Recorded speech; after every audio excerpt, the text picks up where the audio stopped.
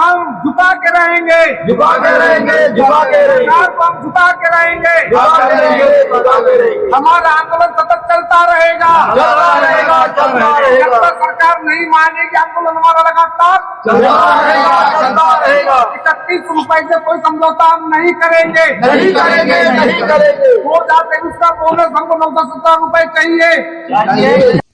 बालाघाट में कई जगहों पर अब भी किसान आंदोलन कर रहे हैं, लेकिन उनके आंदोलन का जो स्वरूप है वह बदल चुका है। 2 दिसंबर को धान खरीदी शुरू हुई थी। इसके बाद से वहाँ 10 तारीख तक उन्होंने धान न देने का फैसला किया था, लेकिन इसके बाद उन्होंने धान देने का फैसला तो किया, लेकिन उन्होंने काली पट्टी बांधकर धान बेचने का फैसला किया। देखिए लोकल 18 की ग्राउंड रिपोर्ट में। मैं संदीप बागमारे, कृषक संगठन रामपाली का उपाध्यक्ष भी हूँ। ये जो विरोध प्रदर्शन चल रहा है, इसके पहले हम 10 तारीख तक वहाँ पर धरने पे बैठे हुए थे, अपनी मांग को लेकर 31 रुपए के लेकर गवर्नमेंट के सामने।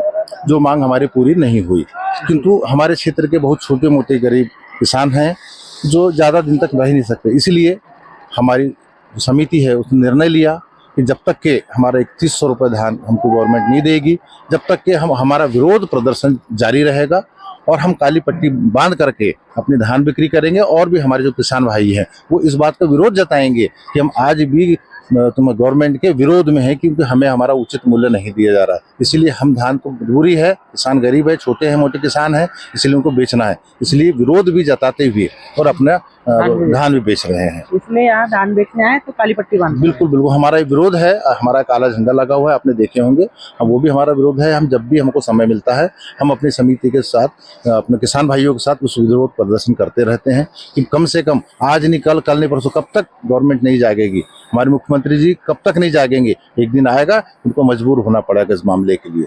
कृषक भारतीय संगठन जो है यहाँ पर लगातार धरने पर है।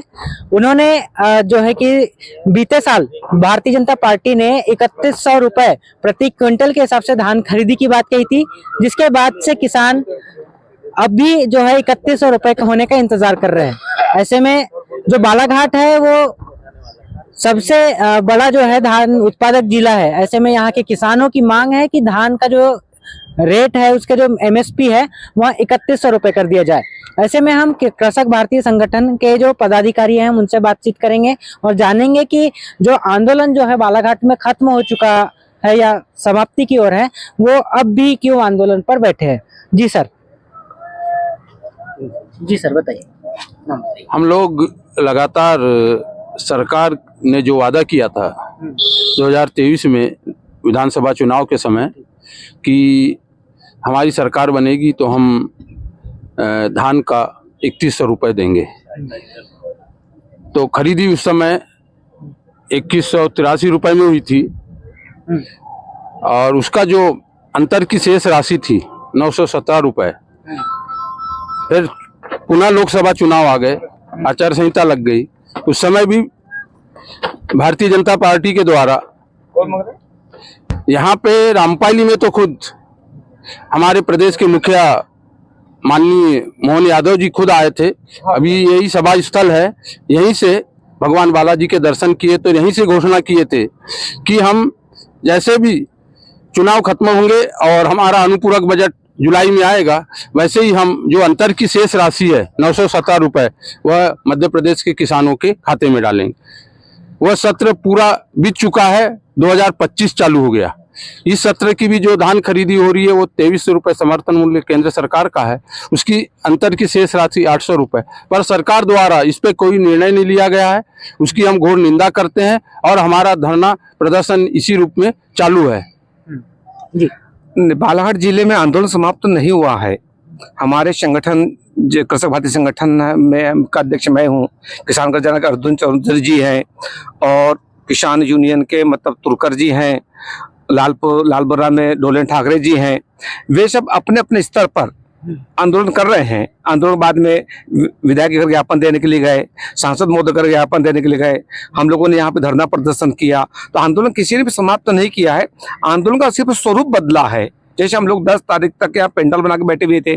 पेंडल बाद किसानों को धान देना भी जरूरी था, चूंकि हमारे क्षेत्र किसान है, गरीब किसान है, तो उन लोगों को धान भी कैसे दे पाते, इसलिए धान देना चालू किया। तो हमने पेंडल उठाया, लेकिन सरकार के खिलाफत में हमने आंदोलन का स्वरूप में काला झंडा लगाया है। धरना स्थल हमारा यही वाला है। सरकार जब तक हम 31 रुपए धान की राशि नहीं देगी, 5 साल तक हमारा धरना यहीं चलेगा। हमें किसानों को जब जब भी समय मिलता है हम आते हैं, सब किसान पदाधिकारी किसान लोग आते हैं, 1 घंटा 2 घंटा किसी दिन पर दिन भर धरना दे करके बैठते हैं। इसलिए हमारा धरना खत्म नहीं हुआ है। धरना हमारा लगातार चालू, सतत चालू है, सतत चालू रहेगा भी। तो अभी ऐसे ही चलते रहेगा जब तक 3100 रुपए नहीं हो पाता। जब तक 3100 रुपए नहीं मिलेगा, जब तक 917 रुपए का बोनस राशि नहीं मिलेगी और किसानों का प्रॉपर व्यवस्था, किसानों की बिजली की व्यवस्था है, किसानों की नहरों की व्यवस्था, पानी की व्यवस्था है, ये सब किसानों के हित में ही आती है। सिर्फ धान का ही नहीं आता, किसानों के और भी संबंध विषय होते हैं। और स्लॉट बुक के भी प्रॉब्लम चली, जब बड़े किसानों से स्लॉट बुक नहीं हो रहा है, ये भी थोड़े टेक्निकल फॉल्ट आ रहा है सर्वर के माध्यम से। इन सब विषय में हमारे किसानों के हैं, किसानों के हित में जो जो भी विषय होते हैं उन सब विषयों को लेकर हम यहाँ धरने बैठे हुए हैं। और 3100 रुपए की राशि धान खरीदी और 917 रुपए बोनस राशि, ये तो हमारा प्रमुख केंद्र है। जब तक वो हमारे खाते में नहीं होगा तब तक हम यहाँ से नहीं उठेंगे। तो आप देख सकते होंगे कि यहाँ पर काले झंडे लगा करके किसान लोग प्रतीकात्मक रूप से यहाँ पर आंदोलन कर रहे हैं। हालांकि किसानों ने 10 दिसंबर के बाद से धान की जो है बिक्री शुरू कर दी थी, यानी धान खरीदी केंद्रों में धान देना शुरू कर दिया था। वहीं मध्य प्रदेश में 2 दिसंबर से धान खरीदी शुरू हुई है, लेकिन बालाघाट में आंदोलन के चलते 10 दिसंबर तक धान खरीदी बंद रही थी। मैं नितेश उचबा के लिए लोकल 18 के लिए बालाघाट से।